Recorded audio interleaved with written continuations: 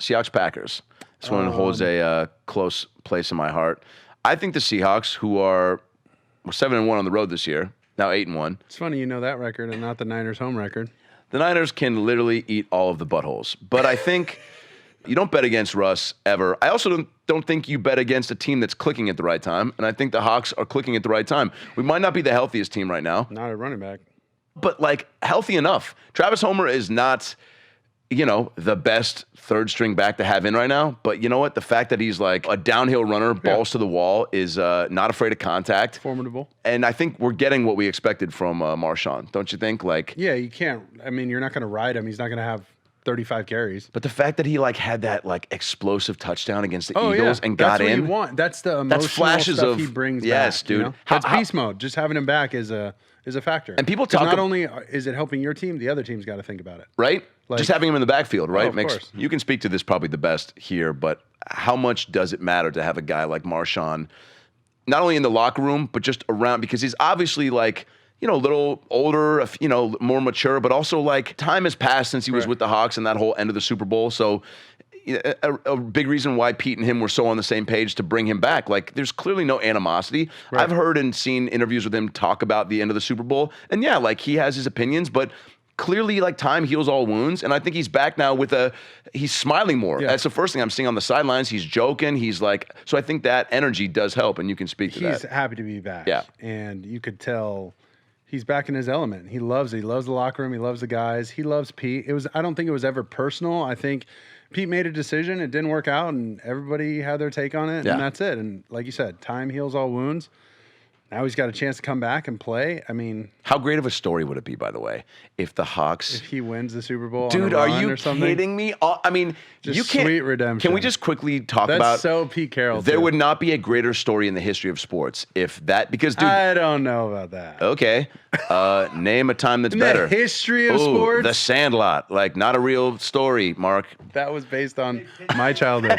I think everyone is hoping that we get beast mode for at least a couple more games, but we will see. If you're a wild card team and you got Pete, Russ, that's who you want. I think that's who you want. The analysts are probably going to take the Packers, right? Because I Rodgers at home? Yeah, he also, statistically, it hasn't been his best year, but he's just, the thing I'm so excited for, just like the Deshaun Watson, Patrick Mahomes kind of thing, these guys are the more experienced of the quarterbacks left. Yeah. And guys who played, more than 5-6 years or whatever, they were two of the best at extending plays until these other young guys came into the league. Yeah. So they're, they'll extend plays, and as the play gets longer, they get even smarter with the football. They won't make that stupid mistake down the field and jeopardize field position or possession of the ball for their team. So these were like kind of the OGs now, right? Yeah. It's like a changing of the guard kind of thing. So it's tough to bet against Aaron Rodgers, especially at home, but the biggest thing that they've been raving about is their defense that they haven't had, right, in the past. It's been an all-out scoring onslaught. Yeah. They just got to have the last possession and they can beat you kind of thing. And Aaron Rodgers said it after the first game. They're like, well, we got a defense now. So now it's Mike Pettin, who was our defense coordinator with the Jets. It's like, you got to go prove it, man. This is where you earn the money. But then the Seahawks on the other side have now... But it's Mike Pettin versus Brian Schottenheimer, who went at it every day in training camp for 3 years, which was pretty sweet. So, again, why I think Russ should be considered in the MVP conversation. He's making other players around him great. Lamar has so much talent around him. Yeah. Russ has talent, but he's making... DK Metcalf, late second rounder, 7 receptions, 160 yards, like... him and Russ, like, finding this first playoff game to put up those numbers. Yeah. And Russ finds these ways to click with guys, and it's, all the work they put in practice and in the offseason. But I think our defense, obviously, the Seahawks, had 28 sacks all season and 7 against the Eagles.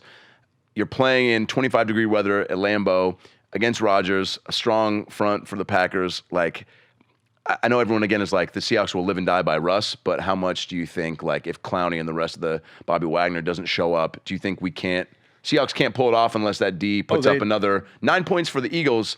Impressive, but they gotta win field position. They got to get. It's going to be a shootout, Rodgers. Right? A 34-31. You would think, unless that Seahawks defense locks them down. Damn, dude. I mean, I can see them, if Clowney goes off, you give him 3-4 sacks, something like that, just up front. His impact on the game, like, he's gonna get double teamed. Yeah.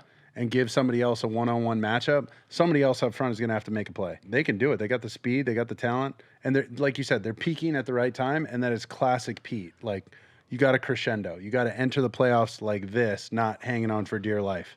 So, and they kind of are in some ways, and he's found a way to mask that. So many amazing games too with the Seahawks and Packers. I can't wait for like the throwback, like these two teams Remember, have it was played. the onside kick that got botched. Oh, in the NFC Championship. Dude, there was the Fail Mary. Then there was the scramble on the 2-point conversion, throwback. Hasselback's like, we're getting the ball and we're gonna win. Oh Cut my to God. no way. Pick 6, right? Yeah, dude. Yeah.